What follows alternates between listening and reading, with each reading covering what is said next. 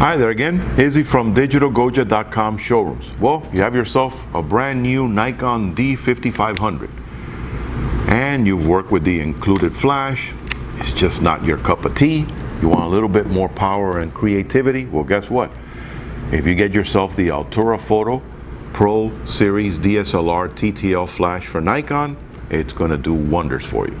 Let's take a closer look and see how well this works with the Nikon D5500.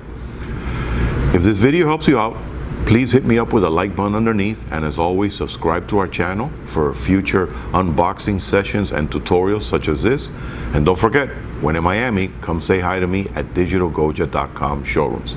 Let's take a closer look at how the D5500 works with the Altura Photo Pro I-TTL strobe. Now, remember, it comes with a nice little carrying pouch that allows you to store your flash safely and securely, and that way you can take it along with you everywhere. Of course, it has the Velcro belt or strap or backpack attachment. This is really awesome because you can attach it to your favorite backpack or carrying bag, or you can even take it by itself alone, attached to a camera strap or your belt. Now remember, always store your batteries outside of the flash. Never leave your batteries inside the flash. Especially the regular alkaline batteries, they tend to leak. So for a nice feature, they gave you this little storage area underneath here where it holds your diffusion cup and allows you to take your AA batteries with you. Now, of course, you got to place the batteries in the strobe to get it to work. And the most important thing is you have to follow the writing which is on the inside there. That's the designation for the polarities. You have to follow that. If you don't do that, number one, you can damage the flash, and number two, you're just not going to get it to work. So place it in there like so, close it up, you're ready. Now I'm going to remove it from the little stand that it comes with. This is awesome, so that you can use this guy wirelessly with the stand by itself, or it also has the little 1/4-inch adapter on the bottom. And this guy very neatly stores in the back over here. So again, travels with you at all times. Now we have our Nikon D5500. Now if you're a beginner, you can start out with the standard green auto setting. So you set your command out to that. Put the flash straight onto the shoe, and again, I mean straight on. Do not do the wiggle side to side because you will damage the hot shoe, and I've had a lot of photographers go through that headache, and it's something that is difficult to deal with and expensive. Now, once we have it on here, again, this is all done with the flash in the off position. You never want to mount the flash or remove it while it's on. That way you don't run the problem of having a short happen. Hold the on button for a little while. This one here, on off, makes a funky little noise, and that brings your flash back to life. And if you press any of the other buttons here, there's your pilot light, so you can test it out. And if you hold the on button for a short period of time, it turns it back off again. So the default is always going to be TTL.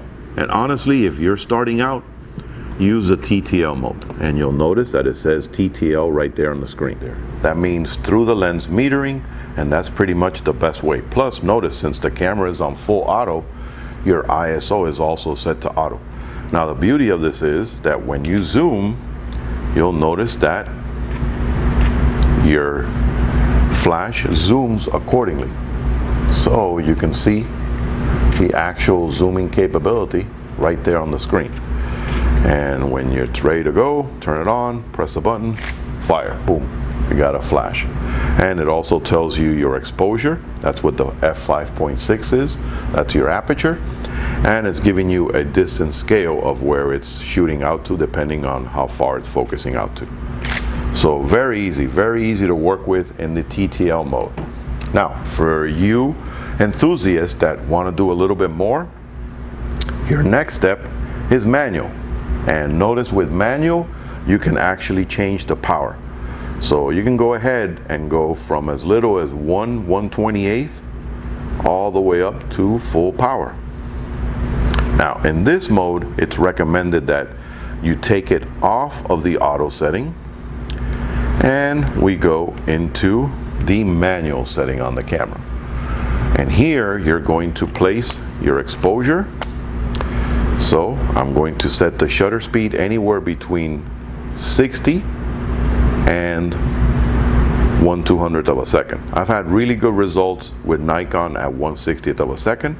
And then you're going to change your f-stop, which is your aperture, accordingly. Oh, I keep forgetting this is a touchscreen. So you can go ahead and I'm going to try f5.6 and fire away. And whoo, way too much. Plus I also noticed that I had my ISO set to 500. So let's change that. And let's start out with 200 ISO.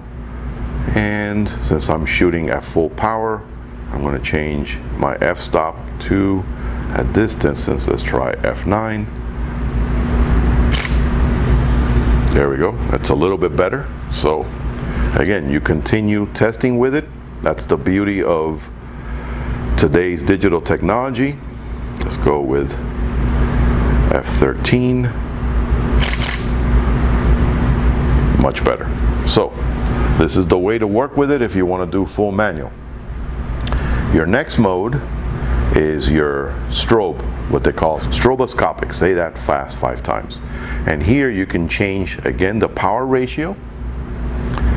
Plus you can also change the amount of flashes you want to do per second, and the hertz, which is how many seconds you want the flashes to fire off to. Hit the set button. And now if you set your camera to continuous firing mode, remember on your 5500, your mode changing, your drive mode dial is on the side here. So we're going to press that and let's switch it over to low. You don't want to shoot at high speed all the time. And fire away. Notice how it's keeping up continuously, shooting one flash after the other. That's really good if you want to do special effects where your subject matter is moving across the screen and you want to be able to capture that at a moving subject. Then your next mode is your S1, which is for slave with TTL. So now we're going to turn off the strobe and the camera. Let's remove it off of here. And we're now going to use the little foot that comes with it. That's what I like to call it. It's basically a flash stand. And this is going to allow you to, again, mount it on there. And always just turn this enough so that it doesn't fall off. You don't want to over strip this because you can damage wherever you're strapping this, wherever you're attaching the flash to. So never over tighten this. All right, let's turn the flash back on. We have it set to S1. And now we're going to turn on the camera. Plus we're going to pop up the flash, which is on the side here. And right now we have it on fill flash mode. So notice, this is very important. You want to keep an eye on this part right here. This is your sensor. So this has to see the light that is being emitted by the flash on your camera. So let's say my subject matter is in that direction. I can have this aimed at where my flash source is, but I want to make sure that I have the head, which rotates a 480 degrees in both directions, aimed at the direction of my subject matter. So when you do this, now I can go ahead, and when I fire with this flash, it is now going to fire the Altura flash. There you go. So now you have the synchronization. And again, this is set for TTL, so it doesn't take into consideration the pre-flash. And you also have your next setting, which is S2. That's if you're using the flash on your camera, on your D5500 at manual setting. And when you press the mode again, you go back to TTL. And notice that you also have a manual zoom mode. There are some photographers out there that prefer to set the distance on the flash depending on how much power they want or the vicinity of the subject matter. So they want to do the zoom themselves manually, and you can't override that. All you do is hold it, and then you press the button to the right or to the left to change the perspective of the zoom. Goes all the way up to 180 millimeter, and the widest perspective is 18 without using the diffuser. Almost forgot. You have a diffuser panel right here. Now, this is the one that gives you a wider perspective. It brings it down to a 16 millimeter.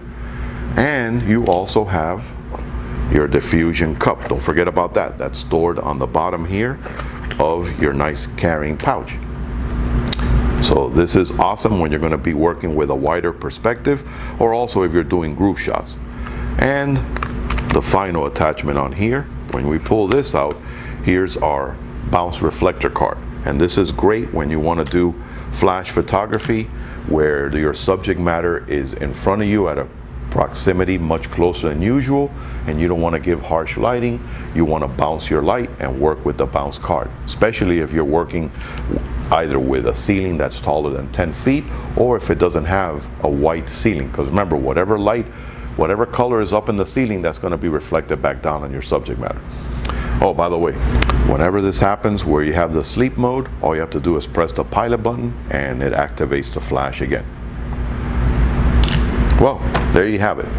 The easiest way to work with our Altura Photo Pro Series TTL flash for Nikon on a Nikon D5500.